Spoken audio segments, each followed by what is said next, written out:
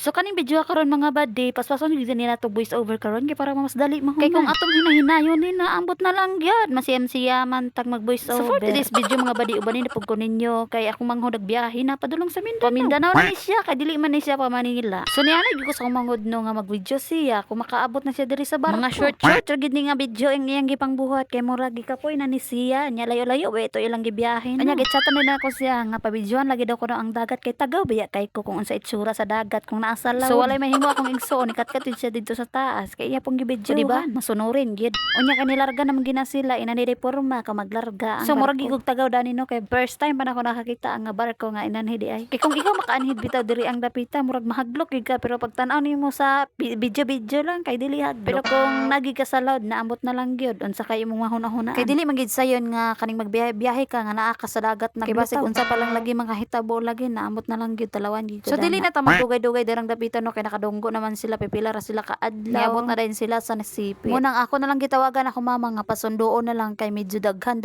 gini ilang dala maglisod gid sila. Kay ambot lang ka nila dani no mura magikan hinuon sila sa kay Japan. Isa man gid ka tricycle ang ilang giabangan. Kay murag daghan gid ni sila butan. Nalupig palagi ang nag-aboard ani. Tanawar gina ninyo dira. Gikuha na dito sa tricycle o gihulatan nila o tanawa ambot lang kung ilaha ba na kay gihulatan pa man. Sa kadako danang malitan nagipuno gid nag-apil. Ay mura lagi gikan sa abroad. May gani ang barko kay dili plitihan ang gidala. Dili awat sa eroplano banga plitihan gid agoy ka.